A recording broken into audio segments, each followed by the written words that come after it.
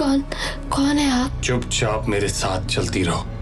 कि छूते ही वो डरावनी औरत की परछाई वो कहाँ गायब हो गई?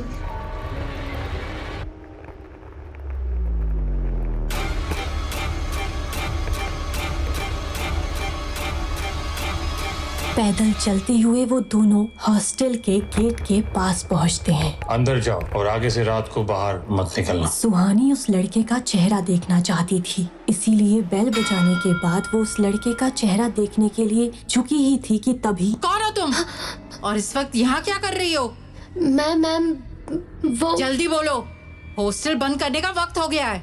मैम मैं सुहानी शर्मा, मैंने सेंट थॉमस कॉलेज में एडमिशन लिया है और मेरे लिए यहाँ रूम भी बुक्ड है। इस वक्त यहाँ अकेले आ गई? नो मैम, मेरे साथ ये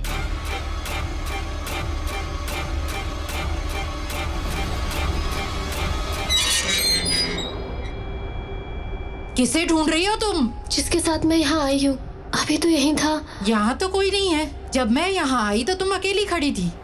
देखो काफी देर हो चुकी है, अंदर आ जाओ। और याद रहे, रात के 8 बजे के बाद हॉस्टल से बाहर जाना मना है। आओ मैं तुम्हें तुम्हारा कमरा दिखा दूं। कौन था वो लड़का? क्या कोई था जो छुपकर सुहानी के ऊपर अपनी नजर रख रहा था? हॉस्टल की वार्डन काफी स्ट्रिक्ट थी, उनसे हॉस्टल की सभी लड़कियां डरती थी।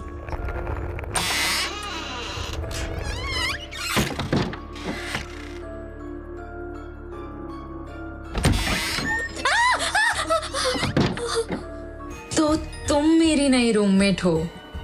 हाय, आई एम निशा। हाय, सुहानी शर्मा। तुम इस वक्त यहाँ आई हो और तुम किस रास्ते से आई हो? पुराने रोड से। और तुम अभी तक जिंदा हो? क्या बात है? तुम ऐसा क्यों कह रही हो? क्योंकि वो बहुत डेंजरस रास्ता है। आज तुम लकी थी, लेकिन हमेशा नहीं होगी। दोबारा रात को कभी उस रास्ते से मत जाना। क्यों? ऐसा क्या है वहाँ? उस रोड के पास एक कुआं है जिसे विशिंग वेल कहते हैं। यहाँ के लोगों का मानना है कि वो जगह हॉन्टेड है। क्या सच में ऐसा है? मुझे नहीं पता, लेकिन लोग ऐसा कहते हैं। पर एक बात तो है कि लगभग रोज सुबह किसी न किसी की लाश जरूर मिलती है। यहाँ की पुलिस भी रात को वहां जाने से डरती है। क्या तुम्हें भी डर लगता है वहां जाने से?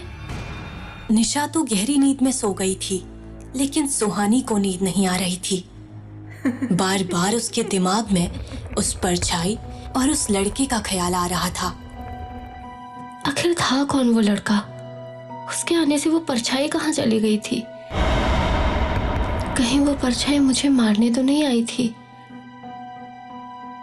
वो लड़का, उसने मुझे क्यों बचाया होगा? दूसरी तरफ पुरानी रोड के पास वाले कुएं पर एक औरत पहुंचती है।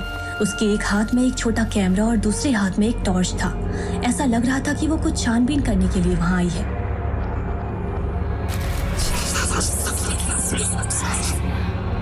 यहाँ तो कोई भी नहीं। बेकार में ही लोगों ने आत्मा की कहानी फैला रखी है और कोई इसका फायदा उठाकर यहाँ के लोगों को मार रहा है। पता नहीं क्या मिलता है लोगों को ऐसी झूठी खबर फैलाते हुए। ये कहानी झूठी नहीं है।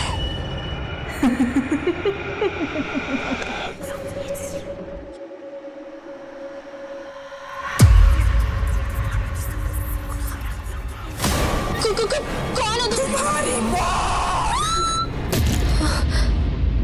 डर के कारण सुहानी की नींद टूट जाती है। वो देखती है कि निशा गहरी नींद में सो रही है और खुद से कहती है, ओह गॉड, कितना भयानक सपना था।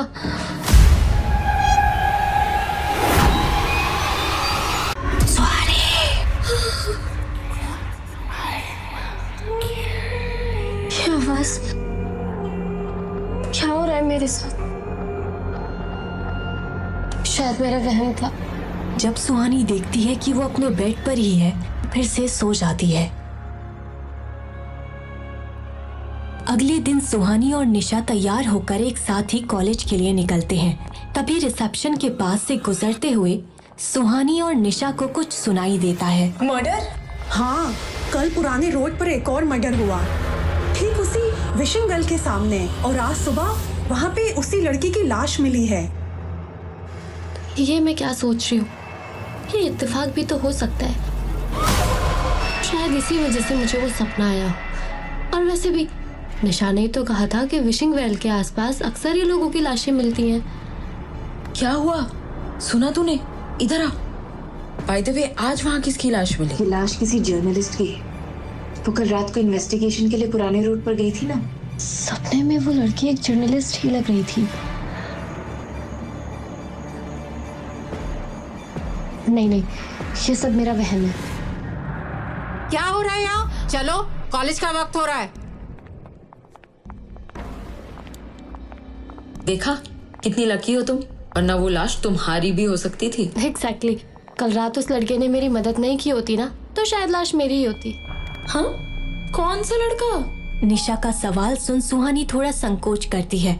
वो निशा को इस बारे में बताना नहीं चाहती थी। क्या बात है, कल रात जंगल में तुम्हें कोई हीरो मिल गया?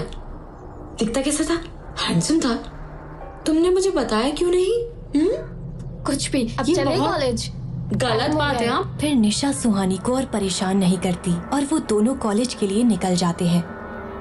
लेकिन कॉलेज की ओर जाते समय सुहानी को ऐसा लगता है कि जैसे कोई छुपकर उसे देख रहा है। सुहानी, क्या हुआ? चल। हिमालय की वादियों में सेंट थॉमस कॉलेज बहुत खूबसूरत जगह पर था। ये कॉलेज हिमाचल प्रदेश का सबसे बड़ा कॉलेज है।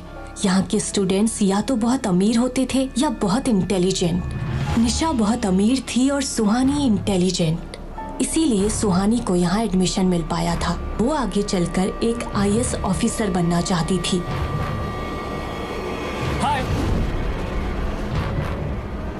हाय ब्यूटीफुल। विवेक, कहाँ थे तुम? कब से तुम्हारा वेट कर रही हूँ। तुम्हें पता है उस विशिंग वेल के पास कल रात फिर से मौत हो गई किसी की। तो हॉस्टल में बहुत सारी गॉसिप्स चल रही थी तो लेट हो गया। निशा और विवेक आपस में बातें करने लगते हैं। विवेक से बात करने के चक्कर में निशा सुहानी के बारे में तो भूल ही गई थी। सुहानी वहीं खामोशी से खड़ी थी।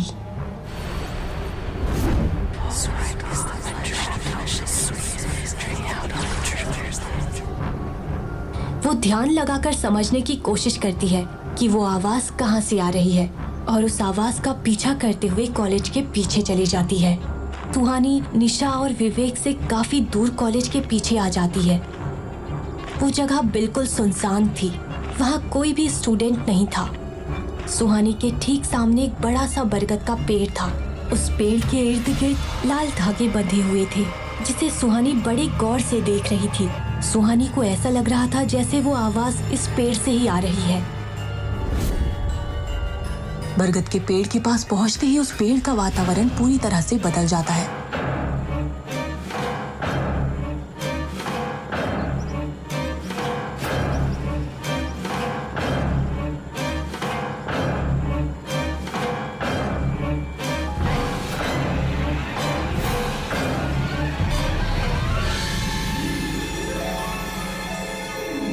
निशा के छूते ही सुहानी उसकी तरफ मुड़ती है। ऐसा लग रहा था कि वो अब तक होश में नहीं थी।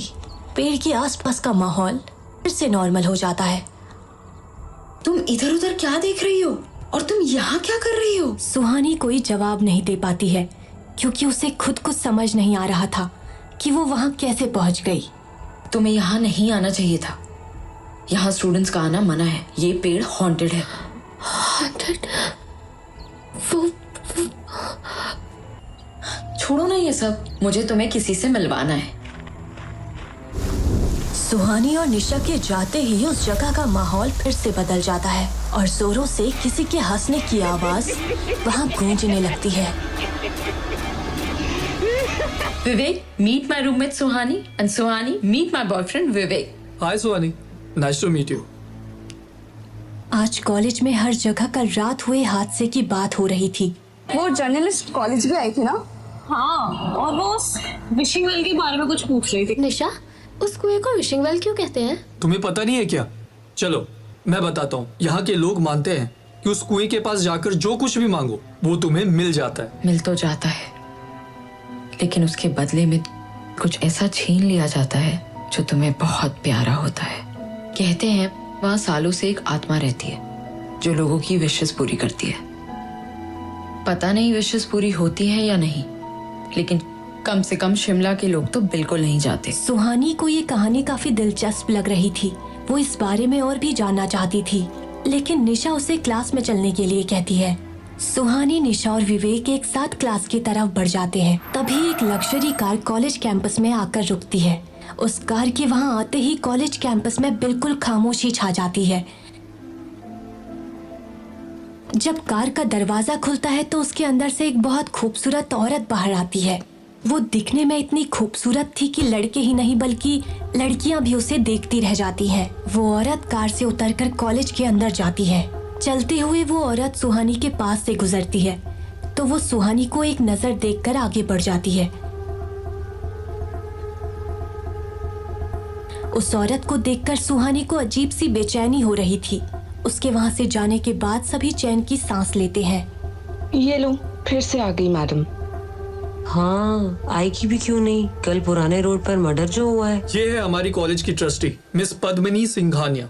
ये बहुत ही अजीब है यार। कुछ लोगों का मानना है कि ये इस शहर में तभी दिखती है जब विशिंग वेल के पास किसी की मौत होती है। लेकिन सुहानी के फिर कुछ कहने से पहले ही निशा उसे और विवेक को क्लास के अंदर ले जाती है। सुहानी ये सोचकर परेशान हो रही थी कि कॉलेज की ट्रस्टी पद्मिनी सिंघानिया, जिन्हें वो आज पहली बार मिली है, वो उसे अजीब तरह से घूर क्यों रही थी।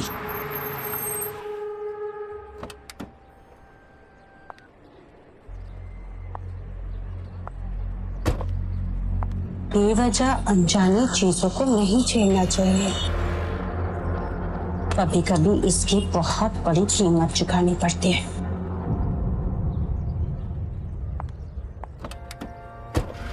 ये अभी अभी क्या बकवास करके गई? वही तो मैं सोच रही हूँ। छोड़, चल। रात के 3 बजे थे। शहर में हर तरफ खामोशी थी। उसी बीच पुरानी रोड में एक लड़का बड़ी तेजी से चल रहा था और ये वही लड़का था जिसने सुहानी को साई से बचाया था।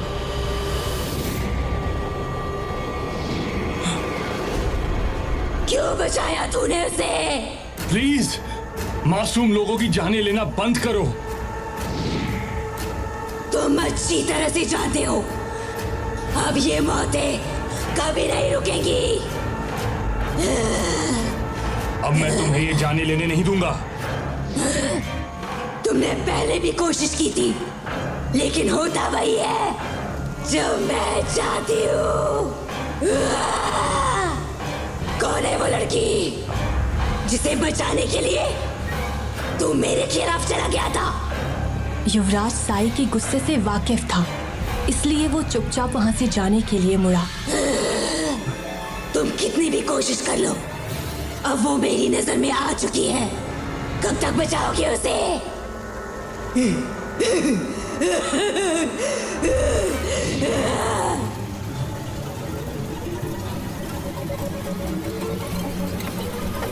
मेरी मदद करो, मुझे बचाओ यहाँ से, मेरी मदद करो।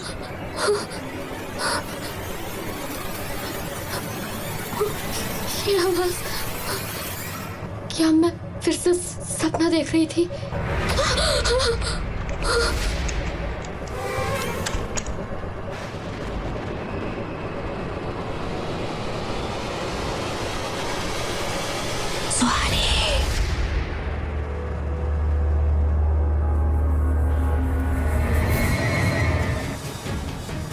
क्या उस साई ने उसे फिर से अपने वश में कर लिया था? आखिर क्यों पड़ा है वो साया सुहानी की जान के पीछे?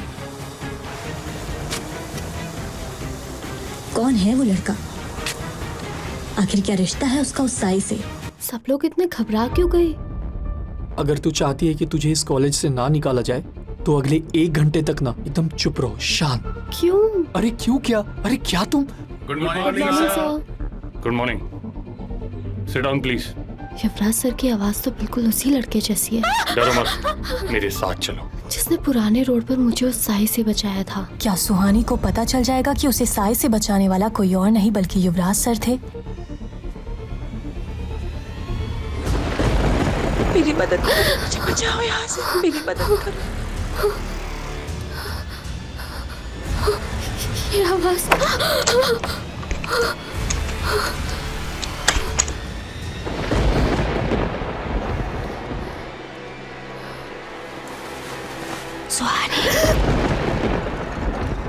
वो आवाज सुनकर सुहानी वहीं फ्रीज हो जाती है।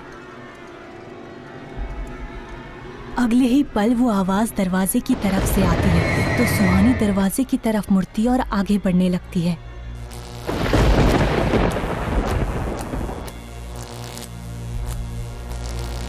ऐसा लग रहा था जैसे वो आवाज सुहानी को आकर्षित कर रही हो।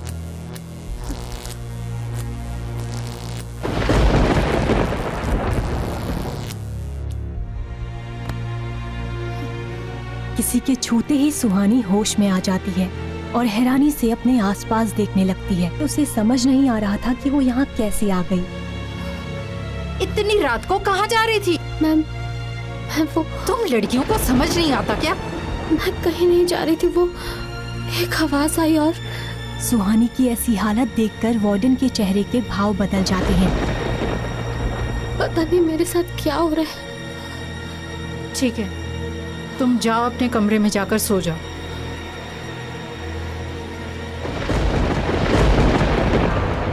कहीं इस लड़की के साथ वही तो नहीं हो रहा जो सृष्टि के साथ हुआ था? कहीं इस लड़की का अंजाम वही तो नहीं होगा जो सृष्टि का हुआ था? इधर सुहानी अपने कमरे में आकर सो जाती है। उसे इस बात का बिल्कुल भी अंदाजा नहीं था कि उसके कमरे की खिड़की के पास कोई खड़ा उसे ही देख रहा था। सुबह हो गई थी लेकिन निशा और सुहानी अभी भी गहरी नींद में सो रहे थे। तभी उनके कमरे के दरवाजे पर कोई दस्तक देता है और वो उठकर दरवाजा खोलती है। सुहानी, तुमसे कोई मिलने आया है। मुझसे? आओ। वो सोच में पड़ जाती है क्योंकि उसके पहचान का कोई भी इंसान शिमला में नहीं रहता था, तो उससे मिलने कौन आ सकता था? चलो, सोच क्या रही हो? सुहानी भी वार्डन के पीछे पीछे हॉस्टल के गार्डन की तरफ बढ़ने लगती है। वहाँ पुलिस आई हुई थी। पुलिस को देखकर सुहानी चौंक जाती है। सुहानी शर्मा आपका नाम है? Yes sir. कल रात पुराने रोड के पास हमें एक लाश मिली थी और क्राइम लोकेशन के पास हमें ये आईडी कार्ड मिला है। चेक कीजिए, आप ही का है ना? अगर ये आपका है तो वहां पहुंचा कैसे? एक बात बताइए, परसों रात आप कहाँ थी? इंस्पेक्टर की आंखों में सुहानी के लिए शक था, लेकिन वो खुद को संभालते हुए कहती है, परसों रात में उस पुराने रोड से आई थी, शायद तभी आईडी कार्ड वहाँ गिर गया होगा। लेकिन परसों रात में 9:30 बजे हॉस्टल में ही थी। आप चाहे तो मेरी वार्डन मैम से पूछ लीजिए। जी सर, परसों रात 9:30 बजे से ये हॉस्टल में ही थी।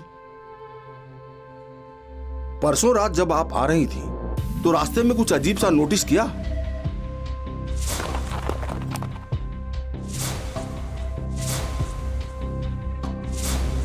नो सर, मैंने कुछ अजीब नहीं देखा। सुहानी जानती थी कि जो भी उसने पुराने रोड पर देखा था उस बात पर कोई भरोसा नहीं करेगा। ठीक है, आप जा सकती हैं। Thank you sir. इसलिए सुहानी वो बातें पुलिस से शेयर नहीं करती। इस लड़की पर नजर रखना, कहाँ जाती है, किससे मिलती है, क्या करती है, ये सारा रिकॉर्ड मुझे चाहिए। कुछ देर बाद सुहानी निशा के साथ कॉलेज चली जाती है। तभी कार से एक हैंडसम लड़का बाहर निकलता है। उसकी पर्सनैलिटी बहुत शानदार थी। पूरे कॉलेज की नजर उस लड़के पर जाकर रुक जाती है।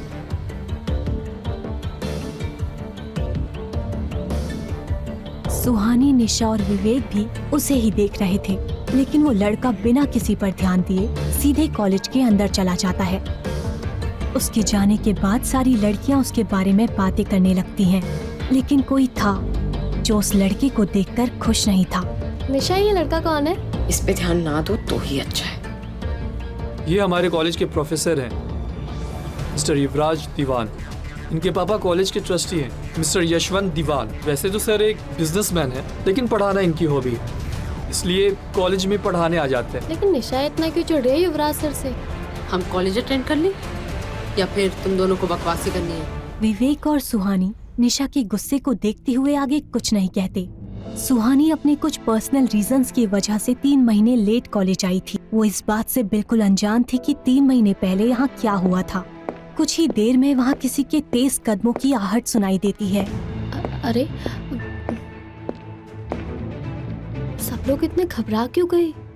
अगर तू चाहती है कि तुझे इस कॉलेज से ना निकाला जाए तो अगले 1 घंटे तक ना एकदम चुप रहो, शांत। क्यों? अरे क्यों क्या? अरे क्या तुम? इससे पहले विवेक इस बात का जवाब दे पाता, good morning sir. Ram please. जैसे ही सुहानी युवराज की आवाज सुनती है वो शॉक्ड रह जाती है और आंखें फाड़कर युवराज को देखने लगती है। युवराज सर की आवाज तो बिल्कुल उसी लड़के जैसी है जिसने पुराने रोड पर मुझे उस साई से बचाया था।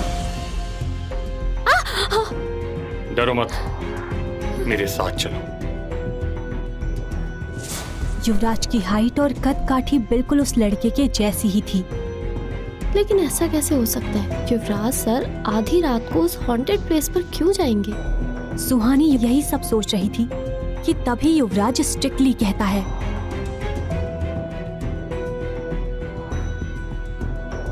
ये क्लास पढ़ाई करने के लिए है। जिसको अपने ख्यालों में खोना है वो क्लास से बाहर जा सकता है। सुहानी इतनी तेज आवाज सुनकर अपने ख्यालों से बाहर आती है। उसे ये समझने में देर नहीं लगती कि युवराज ने ये सब उसके लिए ही कहा था। सुहानी युवराज से नजर हटाकर अपनी किताबों पर ध्यान देने लगती है। युवराज क्लास में एक लेक्चर दे रहा था और सुहानी उसे एकटक देख रही थी। युवराज ये बात अच्छे से नोटिस कर रहा था लेकिन वो रिएक्ट नहीं कर रहा था। तभी सुहानी को फिर से वही आवाज सुनाई देती है, मेरी मदद करो, मुझे बचाओ यहाँ से, मेरी मदद करो। जैसे ही सुहानी वो आवाज सुनती है युवराज अचानक से खामोश हो जाता है। कुछ देर बाद युवराज को याद आता है कि वो क्लास में है और वो बिना कुछ कहे बीच में ही क्लास छोड़कर चला जाता है। वो आवाज आते ही युवराज सर खामोश क्यों हो गए थे? क्या उन्होंने भी वो आवाज सुनी?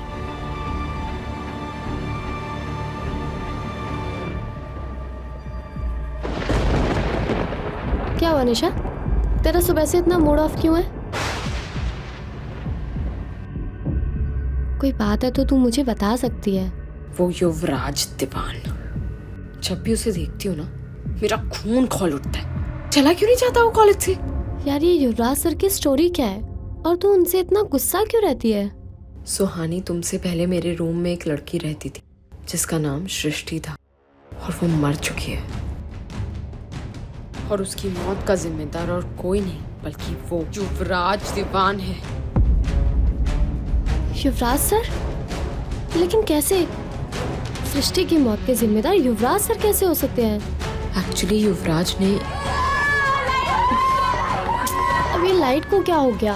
वैसे ये भूतिया जगह कम थी डराने के लिए, जब लाइट भी चली गई। साइलेंस! क्या हो रहा है?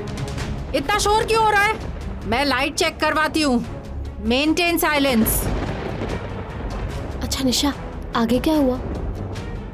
फिर कभी यार, आज मूड ठीक नहीं है और देख लाइट भी चली गई। सुहानी आज ही पूरी बात जानना चाहती थी लेकिन वो निशा का मूड देखकर उसे फोर्स नहीं करती है। डिनर के बाद निशा और सुहानी अपने रूम में आ जाते हैं। निशा गहरी नींद में सो चुकी थी। इस वक्त उसके दिमाग में निशा की कई बातें ही चल रही थी कि सृष्टि की मौत का जिम्मेदार युवराज दीवान है। अगर मैं सही हूँ तो उस रात युवराज सर ने मुझे उस साई से बचाया था, जबकि वो मुझे जानते भी नहीं थे। वो किसी की मौत की वजह कैसे हो सकते हैं? और आज वो ऐसे अचानक से क्लास से क्यों चले गए? क्या वो भी उन आवाज़ों को सुन सकते हैं जो मुझे सुनाई देती हैं? क्या इसी वजह से वो क्लास से चले गए? क्या युवराज भी उन आवाज़ों को सुन सकता था? आखिर क्यों बचाई थी युवराज ने सुहानी की जान? सुहानी यही सब सोच रही थी कि तभी उसकी नजर अपने कमरे की खिड़की पर जाती है। एक पल के लिए उसे ऐसा लगता है जैसे कोई खिड़की के बाहर खड़ा उसे देख रहा था। पहले तो वो थोड़ा घबरा जाती है, फिर हिम्मत करके उठती है और धीरे धीरे आगे बढ़ती है। वो खिड़की के पास जाकर बाहर की ओर देखती है लेकिन खिड़की के आसपास कोई भी नहीं था। सुहानी बाहर देखते हुए कहती है, शायद कोई चिड़िया होगी। वो खिड़की को बंद कर देती है और अपने बेड पर आकर सो जाती है। लेकिन खिड़की के बाहर एक आदमी खड़ा था जो एकटक सुहानी को देख रहा था। रात के 3 बज रहे थे। पूरे शहर में अंधेरा और सन्नाटा छाया हुआ था। उस घने अंधेरे के बीच पहाड़ी पर बना सेंट थॉमस कॉलेज बहुत डरावना दिख रहा था। कॉलेज के पीछे सुहानी उसी बरगद के पेड़ के पास खड़ी उसे एकटक देख रही थी। वो उस आवाज को सुनने की कोशिश कर रही थी जो बरगद के पेड़ से आ रही थी। इस बार सुहानी को वो आवाज बिल्कुल साफ सुनाई दे रही थी। वो आवाज बस एक ही बात कह रही थी, प्लीज मेरी मदद करो, मुझे आजाद कर दो। सुहानी उस पेड़ को देखते हुए कहती है, कौन हो तुम यहाँ कैसे फंस गई हो और मैं तुम्हें कैसे आजाद कर सकती हूँ? वो आवाज सुहानी से कहती है, तुम इस पेड़ पर बंधे हुए लाल धागे को। सुहानी इतना ही सुन पाई थी कि तभी कोई पीछे से उसके कंधे पर हाथ रख देता है। सुहानी फौरन पीछे मुड़कर देखती है तो वहां युवराज खड़ा था। युवराज को देखकर सुहानी बुरी तरह से डर जाती है, लेकिन फिर उसकी नींद खुल जाती है। सुहानी परेशान होकर अपने आसपास देखती है और खुद को अपने बेड पर पाती है। वो उठकर बैठ जाती है और अपने सर पर हाथ रखकर कहती है, फिर से एक सपना। अगले दिन कॉलेज पहुंचकर सुहानी सबसे पहले कॉलेज के पीछे उस बरगद के पेड़ के पास जाती है जहां से उसे आवाजें सुनाई दे रही थी। पेड़ के पास पहुंचकर वो देखती है कि वहां पहले से ही एक लड़का खड़ा था। उस लड़के का चेहरा पेड़ की तरफ था और उसकी पीठ सुहानी की तरफ। सुहानी को उसका चेहरा नहीं दिख रहा था। ये देखकर सुहानी कहती है, यहाँ तो किसी का भी आना अलाउड नहीं है, फिर ये कौन है? सुहानी धीरे धीरे कदमों से उस लड़के के ठीक पीछे आ जाती है। उस लड़के को इस बात का एहसास नहीं था कि कोई उसके पीछे खड़ा है। वो बस उस पेड़ को ही देख रहा था। वो लड़का पेड़ को देखते हुए कहता है, सॉरी सृष्टि, तुम्हारी इस हालत का जिम्मेदार मैं हूँ। ये सुनकर सुहानी चौंक जाती है। वो समझ जाती है कि उसके सामने खड़ा लड़का युवराज ही है। वो युवराज की आवाज को अच्छे से पहचानती थी। फिर सुहानी अपने मन में कहती है, युवराज सर यहाँ क्या कर रहे हैं और वो माफी किससे मांग रहे हैं? अभी अभी उन्होंने सृष्टि का नाम लिया, तो क्या निशा सच कह रही है? सृष्टि की मौत के जिम्मेदार युवराज सर है? सुहानी इसी सोच में डूबी हुई थी। तभी युवराज पीछे मुड़ता है तो अपने ठीक सामने सुहानी को देखकर वो चौंक जाता है। उसे सुहानी के वहां होने की उम्मीद नहीं थी। सुहानी को देखकर युवराज के चेहरे का गिल्ट गुस्से में बदल जाता है। अब सुहानी भी घबरा जाती है। उसे समझ नहीं आ रहा था कि वो युवराज से क्या कहे। युवराज अपनी सख्त आवाज में कहता है, तुम यहाँ क्या कर रही हो? युवराज की आवाज सुनकर सुहानी और डर जाती है और सोचने लगती है कि युवराज से क्या कहे। तभी उसे कुछ याद आता है और वो अपनी घबराहट छुपाते हुए कहती है, सर वो मुझे आपको थैंक्स कहना था। युवराज उसी अंदाज में कहता है, क्यों? तो सुहानी जवाब देती है, उस रात मेरी जान बचाने के लिए। युवराज अनजान बनकर कहता है, What do you mean? मैंने तुम्हारी जान कब बचाई? युवराज सुहानी को इस तरह से देख रहा था जैसे इससे पहले उसने सुहानी को देखा ही नहीं हो। सुहानी उसे हैरानी भरी नजरों से देख कहती है, सर उस रात पुरानी रोड पर जब मैं अकेली हॉस्टल जा रही थी और कोई मेरा पीछा कर रहा था, तब आपने ही मुझे हॉस्टल तक सेफली छोड़ा था। युवराज सुहानी की आंखों में देखते हुए कहता है, तुम्हें अपने दिमाग का इलाज कराने की जरूरत है, मैं तुम्हें जानता भी नहीं। ये कहकर युवराज वहां से जाने लगता है। युवराज ने अभी 2-3 कदम ही आगे बढ़ाए थे, तभी सुहानी पीछे से कहती है, मुझे भी वो आवाजें सुनाई देती हैं। ये सुनकर युवराज के कदम रुक जाते हैं और उसकी आंखें गहरी हो जाती हैं। वो बिना पीछे मुड़े ही कड़क लहजे में कहता है, कैसी आवाजें? तो सुहानी हिम्मत जुटाते हुए कहती है, इस पेड़ से आने वाली आवाजें जो एक लड़की की हैं। सुहानी के ऐसा कहते ही युवराज के चेहरे के एक्सप्रेशन बदल जाते हैं। उसे काफी हैरानी होती है, लेकिन वो अपनी हैरानी जाहिर नहीं होने देता। वो फिर सुहानी की तरफ मुड़ता है और उसके सामने जाकर खड़ा हो जाता है और कहता है, और क्या कहती हैं वो आवाजें? तो सुहानी जवाब देती है, वो मदद मांगती हैं। युवराज चेहरे पर बिना किसी एक्सप्रेशन के साथ सुहानी के करीब जाने लगता है। ये देख सुहानी को अब युवराज से डर लग रहा था। युवराज अपना चेहरा सुहानी के पास ले जाकर उसकी आंखों में देखते हुए कहता है, अब मुझे यकीन हो गया है, तुम्हें इलाज की सख्त जरूरत है। तुम्हारा दिमाग सच में खराब हो चुका है। ये कहकर युवराज वहां से चला जाता है और सुहानी वहीं खड़ी रह जाती है।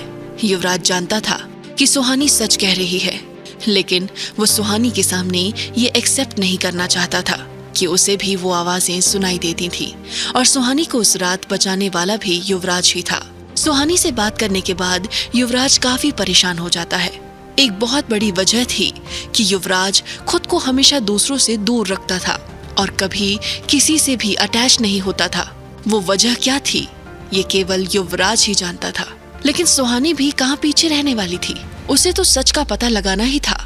उस दिन क्लास खत्म होने के बाद सुहानी जब क्लास से बाहर निकलती है तो कॉलेज कैंपस में निशा की बॉयफ्रेंड विवेक को देखती है। सुहानी विवेक के पास जाकर कहती है, हाय विवेक। विवेक भी एक स्माइल के साथ कहता है, ओह हाय सुहानी। तो सुहानी कहती है, मुझे तुमसे कुछ पूछना है। विवेक उसे छेड़ते हुए कहता है, अच्छा तो तुम अपने काम से आई हो। विवेक की बात सुनकर सुहानी थोड़ा एम्बैरेस होकर चुप हो जाती है। सुहानी को ऐसा देखकर विवेक हंसते हुए कहता है, अरे मैं तो बस मजाक कर रहा था। पूछो पूछो, तुम क्या पूछना चाहती हो? तो सुहानी थोड़ा हिचकिचाहट के साथ कहती है, ये युवराज सर और सृष्टि की क्या स्टोरी है? ये सुनते ही विवेक सुहानी को चिढ़ाते हुए कहता है, क्या बात है, कोई युवराज सर में इंटरेस्टेड है? विवेक के ऐसा कहने पर सुहानी घूर कर उसे देखती है तो सुहानी के एक्सप्रेशन देखकर विवेक सुहानी को शांत कराते हुए कहता है, अरे गुस्सा मत हो, मैं तुम्हें बताता हूँ। विवेक आगे कहता है, बात आज से 3 महीने पहले की है। 3 महीने पहले मैं और निशा ने इस कॉलेज में एडमिशन लिया था। तब सृष्टि 2nd ईयर में थी। सृष्टि निशा की रूममेट थी। हॉस्टल का जो बेड है ना, जो अभी तुम्हारा है, वो पहले सृष्टि का था। हमें कॉलेज आते ही पता चल गया था कि सृष्टि युवराज सर से पागलों की तरह प्यार करती है, लेकिन युवराज सर को सृष्टि में कोई इंटरेस्ट नहीं था। सृष्टि तरह तरह से युवराज सर के करीब जाने की कोशिश करती रहती थी, लेकिन युवराज सर उससे दूर ही रहते थे। पता नहीं क्यों, लेकिन धीरे धीरे सृष्टि अपनी मेंटल स्टेबिलिटी खोने लगी थी। एक रात हमारी फ्रेशर्स पार्टी थी।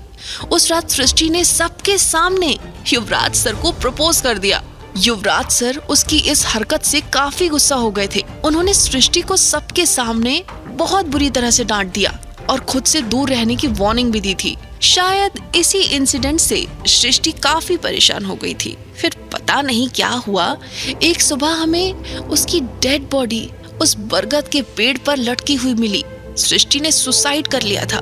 सृष्टि निशा की रूममेट थी और उससे काफी अटैच थी। निशा पर इस हादसे का काफी बुरा असर पड़ा था, इसीलिए वो युवराज से नाराज रहती है। सुहानी गौर से विवेक की बातें सुन रही थी।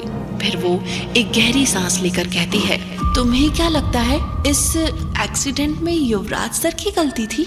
विवेक कुछ सोचते हुए कहता है, निशा से कहना मत, लेकिन मुझे इसमें युवराज सर की कोई गलती नहीं लगती। हाँ, उन्हें उस रात सृष्टि को इतनी बुरी तरह से नहीं डांटना चाहिए था, लेकिन उस लड़की ने युवराज सर को बहुत परेशान कर दिया था। आफ्टर ऑल युवराज सर कॉलेज के प्रोफेसर हैं, उनकी भी कोई रेपुटेशन है जो सृष्टि की वजह से खराब हो रही थी। विवेक की सारी बातें सुनकर सुहानी कुछ सोचते हुए कहती है, सुहानी के चेहरे के एक्सप्रेशन देखकर विवेक कहता है, लेकिन तुम्हारे लिए मेरे पास एक एडवाइस है। सुहानी क्यूरियस होकर कहती है, कैसी एडवाइस? विवेक हल्की मुस्कुराहट के साथ सुहानी को छेड़ते हुए कहता है, आई नो युवराज सर काफी स्मार्ट और गुड लुकिंग हैं, लेकिन तुम उनके चक्कर में मत पड़ना, वहाँ तुम्हारी दाल नहीं गलने वाली है। विवेक की ये बात सुनकर सुहानी के चेहरे पर एक स्माइल आ जाती है और फिर वो दोनों हंसने लगते हैं। इस बीच निशा वहाँ आ जाती है और दोनों को हंसते हुए देखकर कहती है, ये क्या हो रहा है मेरे पीठ पीछे?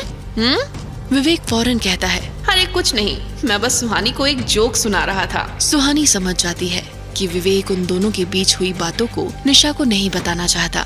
इसके बाद तीनों मस्ती मजाक करते हुए क्लास में चले जाते हैं। विवेक की बातों को सुहानी ने टाल तो दिया था, लेकिन उसे अनजाने में ही युवराज में काफी दिलचस्पी होने लगी थी।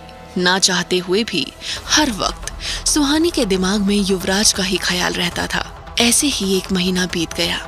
अब सुहानी युवराज को कुछ बेहतर जानने लगी थी, लेकिन युवराज था जो किसी भी लड़की को बिल्कुल भाव नहीं देता था। सुहानी को भी नहीं। सुहानी को अभी भी उस पेड़ के सपने आते थे, लेकिन हमेशा उसके सपने बीच में ही टूट जाते थे। रात में सुहानी गहरी नींद में सो रही थी। आज भी वो वही सपना देख रही थी। सुहानी सपने में देखती है कि वो उस पेड़ के सामने खड़ी है और हमेशा की तरह उस पेड़ से लड़के की आवाज सुहानी को सुनाई दे रही थी। सुहानी अपने सपने में उस पेड़ के सामने खड़े होकर कहती है, सृष्टि, क्या ये तुम हो? उस पेड़ से आवाज आती है, हाँ, मैं सृष्टि हूँ। तो सुहानी कहती है, तुम्हारी ये हालत कैसे हुई? सुहानी को जवाब मिलता है, मेरी ये हालत उस साय ने की है। सुहानी चौंक जाती है और उस पेड़ की तरफ देखते हुए कहती है, किस साय ने? उस पेड़ से फिर से आवाज आती है, उस विशिंग वेल वाले साय ने, जो पुराने रोड के पास लोगों का शिकार करता है। सुहानी हैरानी से कहती है, तो क्या वो कहानी सच है? तुम्हारी मौत की वजह वो साया है? उस पेड़ से आवाज आती है, हाँ। सुहानी फिर कहती है, लेकिन मैं तुम्हारी कैसे मदद कर सकती हूँ? उस पेड़ से जवाब आता है, मुझे तंत्र विद्या से यहाँ बांध दिया गया है, जिस वजह से मुझे मुक्ति नहीं मिल पा रही है। इस पेड़ पर जो लाल रंग का धागा बंधा है, उसे तुम्हें कल रात 12 बजे खोलना होगा। ऐसा करते ही मैं मुक्त हो जाऊंगी, पर ध्यान रखना, वो साया तुम्हें ऐसा करने से रोकने की कोशिश करेगा। सुहानी बौखलाहट के साथ कहती है, लेकिन उस साय ने तुम्हें बांध कर क्यों रखा है? इससे पहले सुहानी इस सवाल का जवाब जान पाती, उसकी नींद खुल जाती है और नींद खुलने पर सुहानी खुद को अपने हॉस्टल के बेड पर लेटी हुई पाती है। वो एक लंबी सांस लेती है और अपने बेड पर बैठ जाती है। वो अपना सर पकड़कर कहती है, फिर से वही सपना? सुहानी कुछ सोचते हुए आगे कहती है, क्या ये सिर्फ एक सपना था या फिर सच में सृष्टि मुझसे कुछ कहना चाहती है? नहीं, ऐसा कैसे हो सकता है? वो बस एक सपना ही था। हाँ, सपना ही था। मैं आजकल कुछ भी सोचने लगी हूँ। एक काम करती हूँ, मैं फिर से उस पेड़ के पास जाकर देखती हूँ, शायद मुझे कुछ पता चल जाए। क्या सच में सुहानी सृष्टि को सुन सकती है या ये उसका वहम है? क्या हुआ था युवराज और सृष्टि के बीच, और क्या थी सृष्टि की मौत की वजह? अगले दिन कॉलेज पहुंचते ही सुहानी उस बरगद के पेड़ के पास चली जाती है। युवराज आज भी वहीं खड़े होकर उस पेड़ की तरफ ही देख रहा था। सुहानी को समझ नहीं आ रहा था कि युवराज उस पेड़ के पास क्यों आता है। सुहानी युवराज के पास आकर कहती है, गुड मॉर्निंग सर। सुहानी को वहां देखकर युवराज की आंखें सिकुड़ जाती हैं और वो गुस्से में सुहानी से कहता है, तुम यहाँ क्या कर रही हो? क्या तुम्हें नहीं पता कि स्टूडेंट्स का यहाँ आना मना है? युवराज का गुस्सा देखकर सुहानी नर्वस हो जाती है, पर वो हिम्मत करके युवराज से कहती है, युवराज सर, आप मान क्यों नहीं लेते कि आप भी वो आवाजें सुन सकते हैं? युवराज उसकी बात सुनकर चौंक ही जाता है, लेकिन वो सुहानी के सामने कुछ भी एक्सप्रेस नहीं करता है। युवराज को इस बात की उम्मीद नहीं थी कि सुहानी अब तक सृष्टि की आवाजें सुन पा रही है। फिर भी वो सुहानी को इग्नोर करके वहाँ से जाने लगता है। युवराज कुछ ही कदम आगे बढ़ पाया था, तभी सुहानी ऊंची आवाज में कहती है, मुझे पता है कि सृष्टि को आजाद कैसे किया जा सकता है। ये सुनते ही युवराज का एक कदम हवा में ही रुक जाता है। फिर युवराज पीछे मुड़कर तेजी से सुहानी की तरफ बढ़ता है और वो सुहानी के चेहरे के बिल्कुल पास आकर और उसकी आंखों में देखते हुए कहता है, क्या जानती हो तुम इस बारे में? युवराज का ऐसा रिएक्शन देखकर सुहानी डर जाती है और उसके मुंह से एक शब्द भी नहीं निकलता है। युवराज सुहानी की बाहों को जोर से पकड़ लेता है और अपने दांत पीसते हुए कहता है, मैं कुछ पूछ रहा हूँ, क्या जानती हो इस बारे में? सुहानी हकलाते हुए कहती है, मुझे लगता है कि आज रात इस पेड़ पर बंधा वो लाल धागा खोलने से सृष्टि मुक्त हो जाएगी। ये सुनते ही युवराज एक झटके से सुहानी का हाथ छोड़ देता है, लेकिन उसकी नजरें अभी भी सुहानी के चेहरे पर ही टिकी हुई थीं। तो सुहानी हिचकिचाते हुए कहती है, क्या अब आपको मेरी बात पर यकीन हो रहा है? युवराज को सुहानी की बात पर यकीन तो था, लेकिन वो इनकार करते हुए कहता है, मैं पहले ही कह चुका हूँ, तुम्हें इलाज की जरूरत है। सुहानी खामोशी से वहीं खड़ी रहती है। फिर युवराज आगे कहता है, लेकिन अगर तुम्हें ये सब सच लगता है तो तुम्हारा पागलपन दूर करने के लिए आज रात को मैं ये धागा खोल दूंगा। युवराज खुद सृष्टि को आजाद करना चाहता था, लेकिन वो इस खतरनाक काम में सुहानी को शामिल नहीं करना चाहता था। युवराज ने पहले भी कई बार सृष्टि को आजाद करने की कोशिश की थी, लेकिन उसे रास्ता ही नहीं पता था। अब वो सुहानी के बताए तरीके को भी एक बार आजमाना चाहता था। वो नहीं जानता था कि ये तरीका काम करेगा या नहीं, लेकिन वो एक और बार कोशिश करना चाहता था। युवराज की बात सुनकर सुहानी कहती है, इसकी कोई जरूरत नहीं है। अगर ये मेरा वहम है तो मैं ही इसे दूर करूंगी। युवराज समझ जाता है कि सुहानी मानने वाली नहीं है, तो वो सुहानी से कहता है, ठीक है, तुम रात को आकर ये धागा खोल सकती हो, लेकिन सिर्फ तभी जब मैं तुम्हारे साथ रहूंगा। तुम इस कॉलेज की स्टूडेंट हो, यहाँ कई लोगों की मौत हो चुकी है। मैं नहीं चाहता कि किसी और स्टूडेंट के साथ कोई एक्सीडेंट हो। सुहानी कुछ देर सोचकर अपना सर हिला देती है और वो उस पेड़ को देखकर अफसोस के साथ कहती है, काश सृष्टि ने सुसाइड नहीं किया होता। युवराज धीमी आवाज में खुद से कहता है, उसने सुसाइड नहीं किया था। सुहानी युवराज की बात को साफ साफ सुन नहीं पाती है, तो वो कंफ्यूज होकर कहती है, क्या? कुछ नहीं। युवराज बात को टालते हुए कहता है।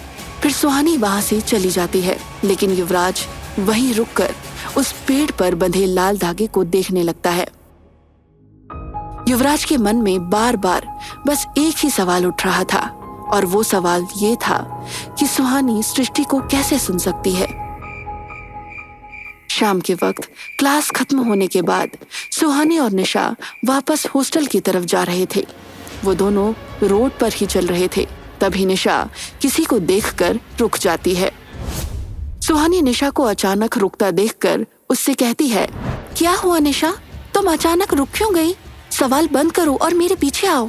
ये कहते हुए निशा रोड की दूसरी तरफ तेजी से जाने लगती है। सुहानी भी निशा के पीछे चलती जाती है, तो सुहानी देखती है कि रोड की दूसरी तरफ एक लेडी चल रही थी। निशा उस लेडी की तरफ अपना हाथ वेव करते हुए कहती है, एक्सक्यूज मी मिस।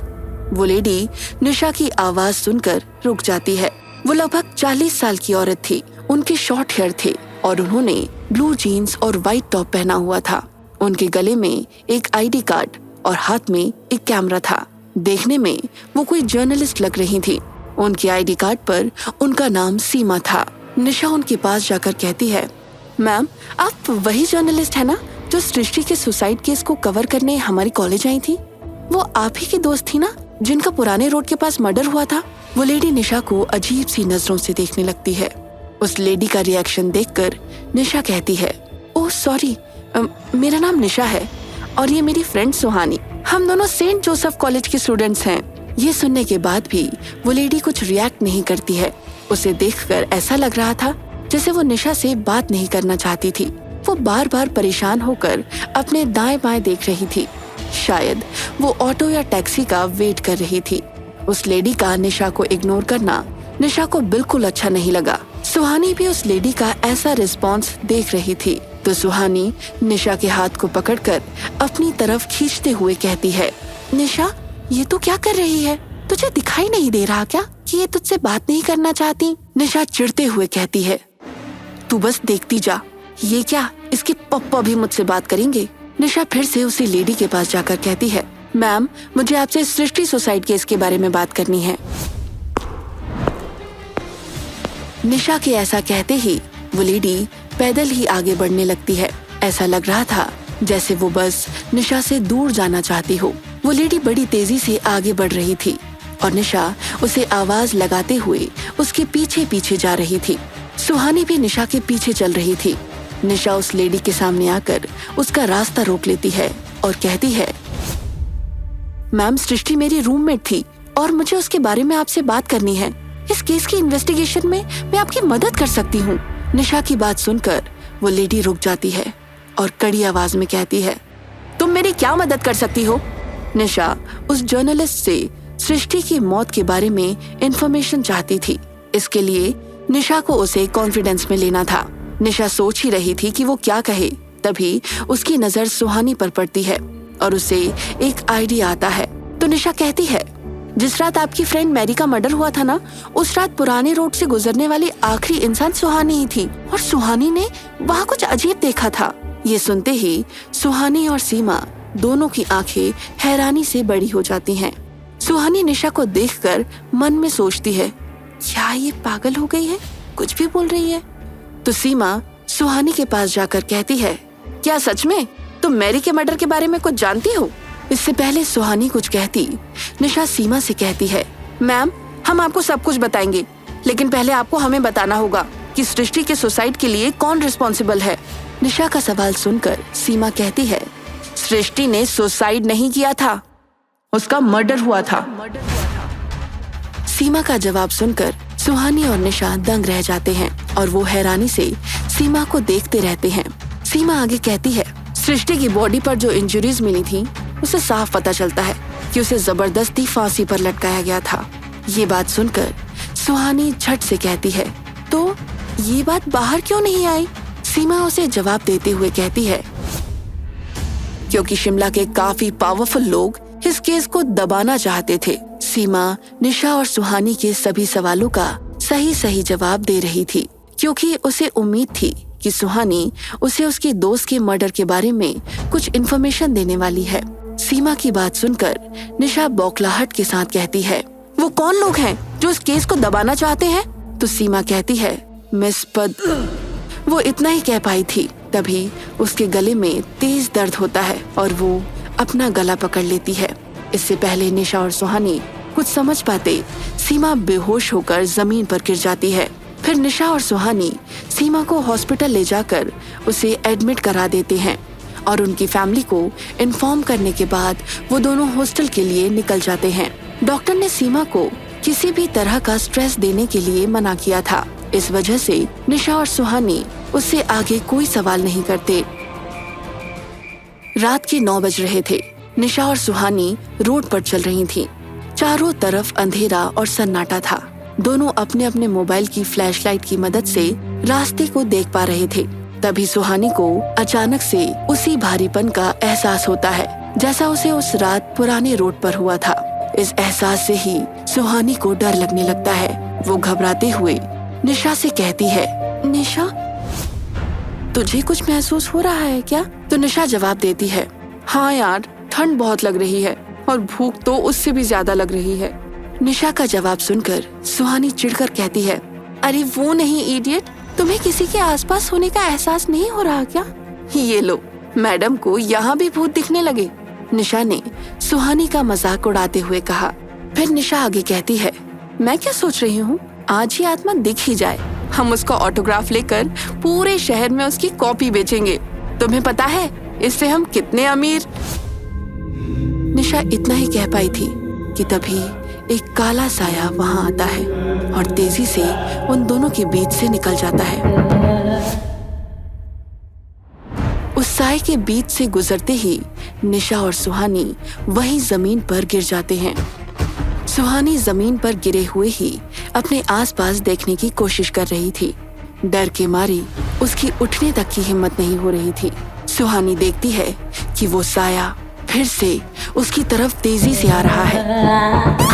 ये देखकर डर से उसके हाथ पांव फूल जाते हैं। जैसे ही वो साया सुहानी को छूने वाला होता है, उसी समय वहां एक तेज कार आकर रुक जाती है।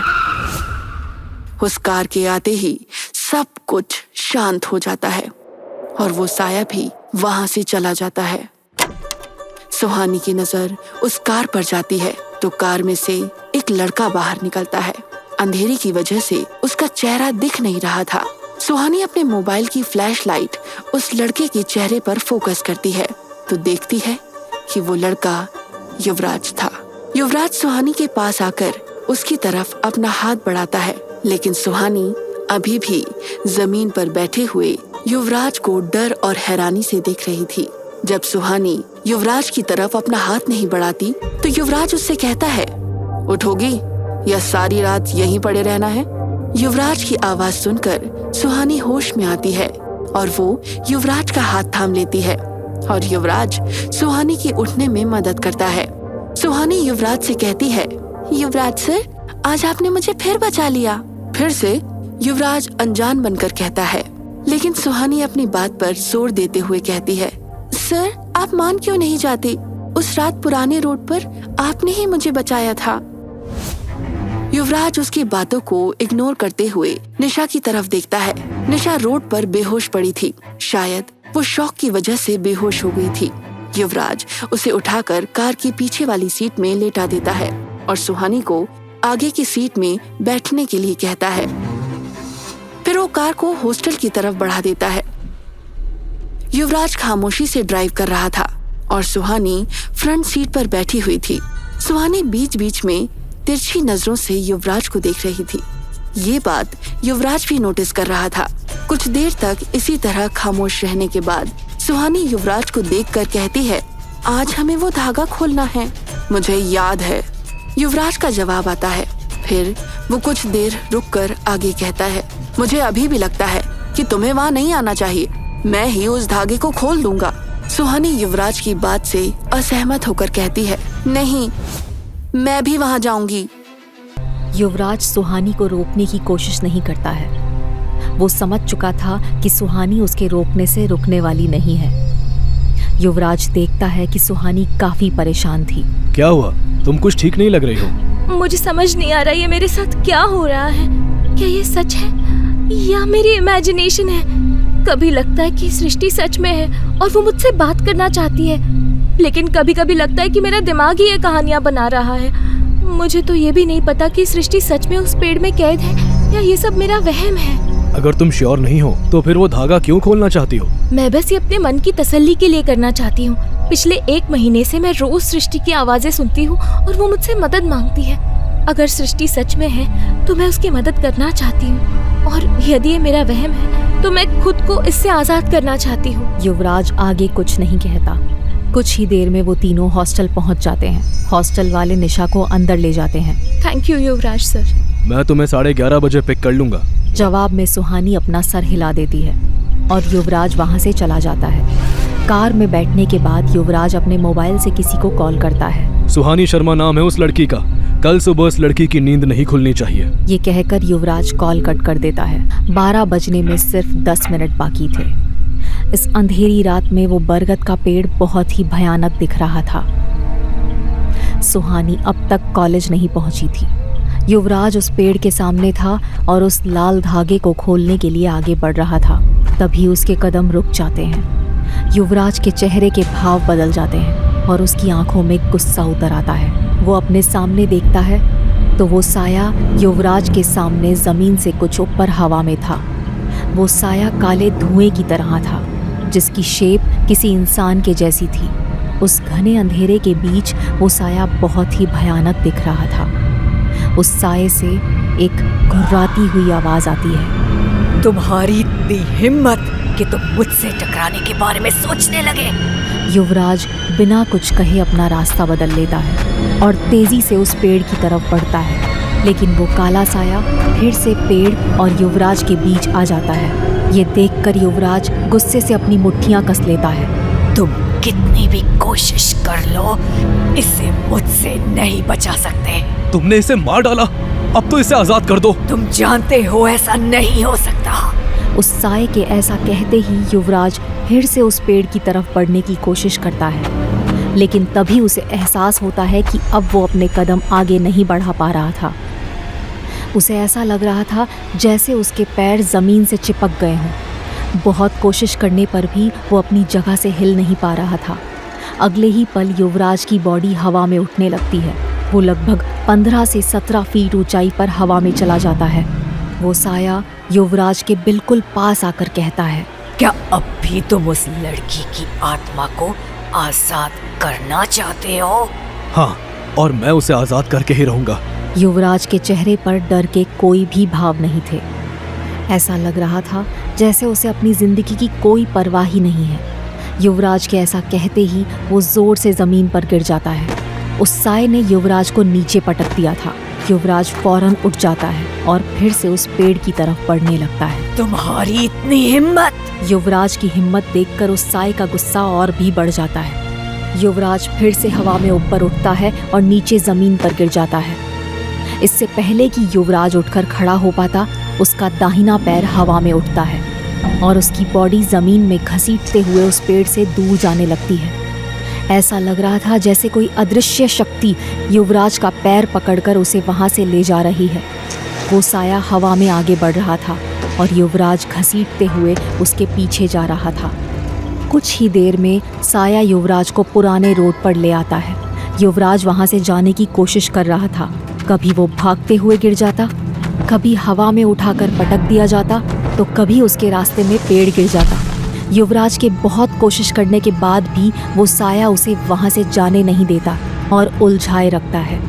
वो युवराज को बस कुछ वक्त तक वहीं रोक कर रखना चाहता था और यही कहते हुए काफी वक्त बीत जाता है। वो साया एक बार फिर से युवराज को हवा में उठाकर दूर फेंक देता है। युवराज एक बड़े से पेड़ से टकराकर नीचे गिर जाता है। तभी युवराज की रिस्ट वॉच का अलार्म बजता है। वो अपनी घड़ी देखता है और उसकी सांसें जैसे रुक सी जाती हैं। रात के 1 बज गए थे। वो वक्त जा चुका है जब तुम उसे आजाद कर सकते थे। अब ये रात 1 साल बाद आएगी। युवराज नफरत भरी निगाहों से उस साए को देखता है। उस लड़की को आजाद करने के लिए 1 साल बाद फिर से कोशिश करना। ये कहकर साया हवा में ही गायब हो जाता है। साए के जाने के बाद युवराज गुस्से में जोर से चीखता है। उसके चीखने की आवाज़ पूरे जंगल में गूंज जाती है। इस वक्त उसे खुद पर बहुत गुस्सा आ रहा था क्योंकि वो सृष्टि की कोई मदद नहीं कर पाया था। अगली सुबह युवराज आंखों में उदासी लिए उस पेड़ के सामने खड़ा था।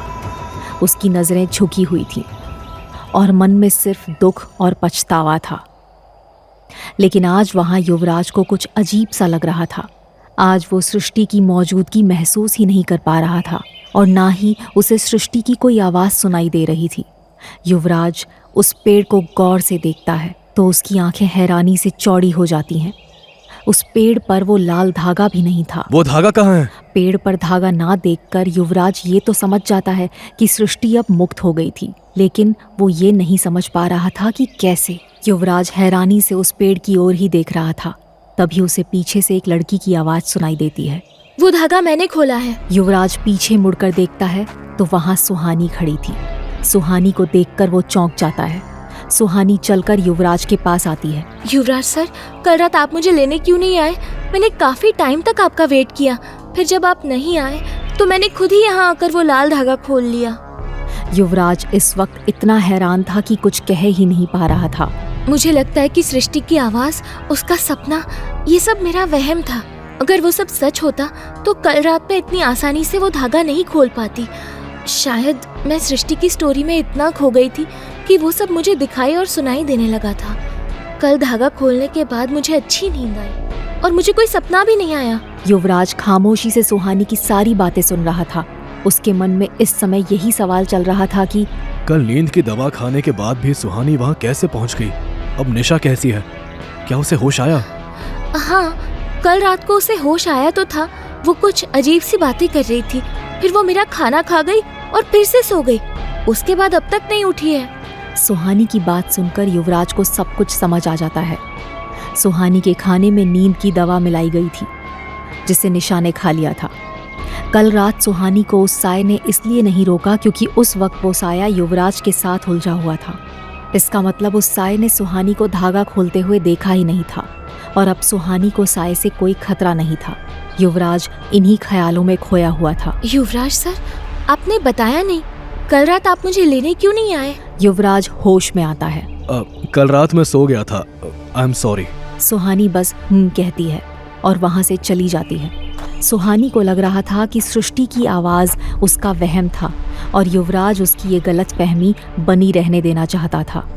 अगली सुबह सुहानी, निशा और विवेक कॉलेज कैंपस में खड़े बातें कर रहे थे।